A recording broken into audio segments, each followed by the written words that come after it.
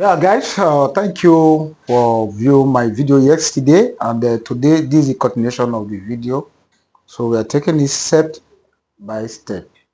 As I said, yesterday we discussed about the input aspect of the installation. So today we are talking about the output and also the changeover.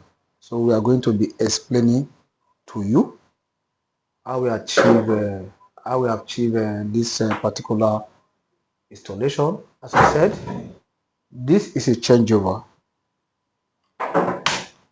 Either if you're in Nigeria, when I say NEPA, you understand what I'm talking about. So uh, up, maybe NEPA, or you decide to use it as your inverter. This is the center, at this middle, it means that it's on neutral. Is either it's not a NEPA or inverter.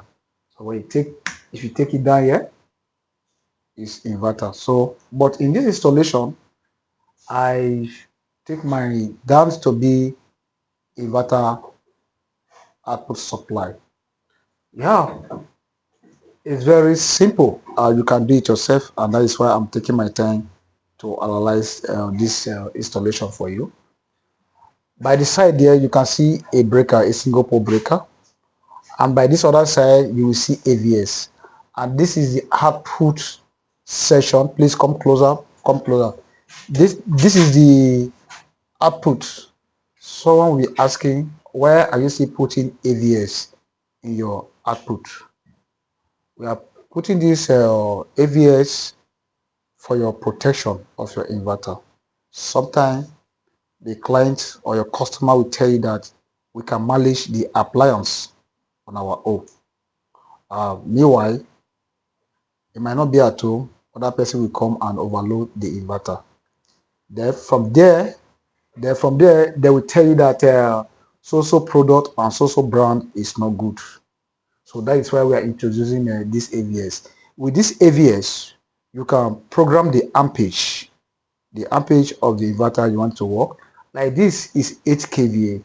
This 8 kVA, if you are with your calculator, with someone, help me with this calculator, don't worry.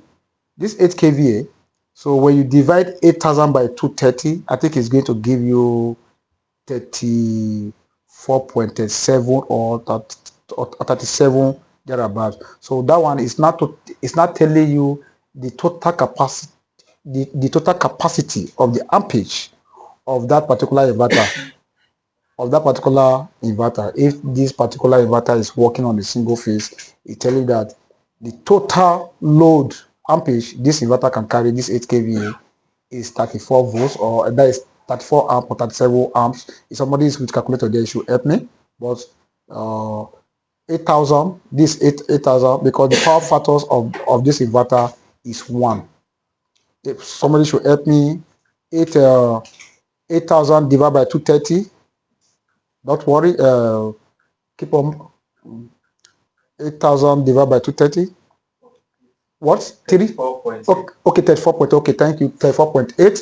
Okay, let us say 35. So now you have the opportunity to set this your AVS ampage to like 70%. As I said, don't overload your inverter. Make it at least 70% or 80%. So you need to times that 34.8 by 0.7 if you are putting using 70% load on this particular inverter. What is it going to give you? So you can set it to 24 or 25. That is 70%. So if, for instance, maybe the customer said this I want to add more load, so you therefore advise him, okay, let's make it 80%. Okay, times for me 0.8 times 34 point times 8.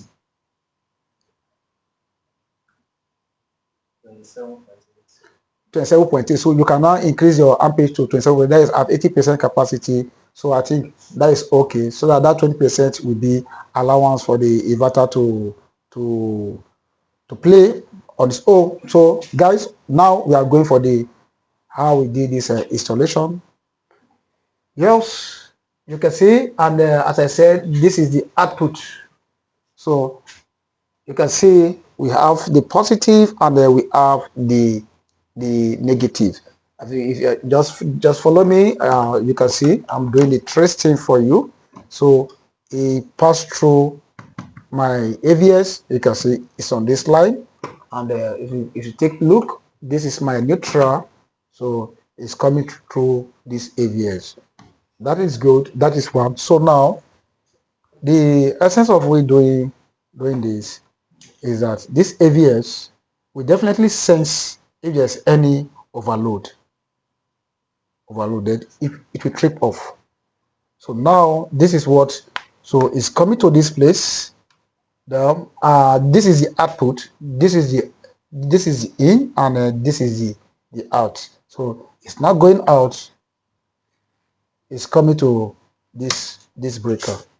So at the same time, the reason why we're introducing this breaker, you can turn your output load. If you don't want to turn off your inverter off while carry out maintenance, you can simply turn down your output breaker so that they will not supply on that particular circuit that you want to work.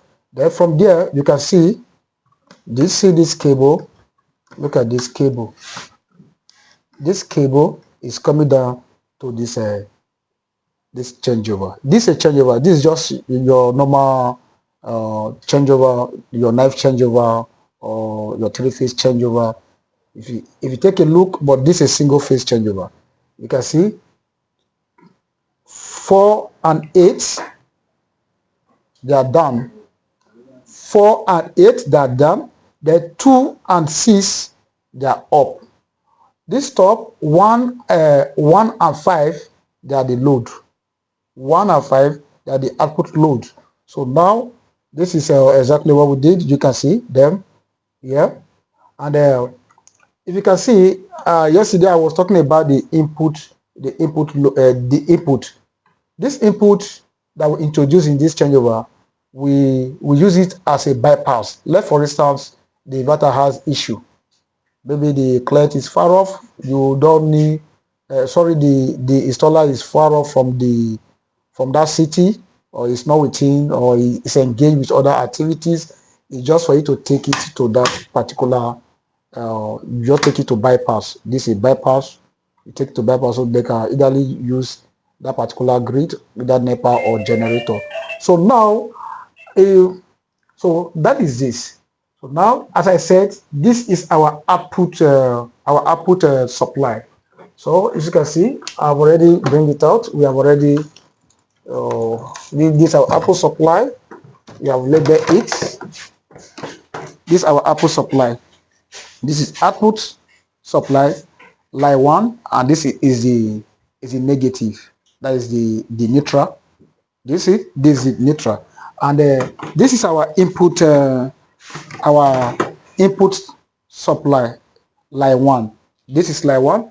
So the same thing is applicable to this very one. That is what we are also going to do. But what we have not done in this, we have not actually bring this all this cable out. So now this is input line 1. So this is going to be line 2, and this is going to be line 3. If you take a look of this installation, you see that from this whole installation, we are going to have a 3 red and then 3 black. So all the black is going to be on one particular bus bar. Why each of the phase, red line 1, line 2, line 3, they are going to be on 3 phase. So the reason why we are making it 3 phase, because this client is going to use a 3 phase generator.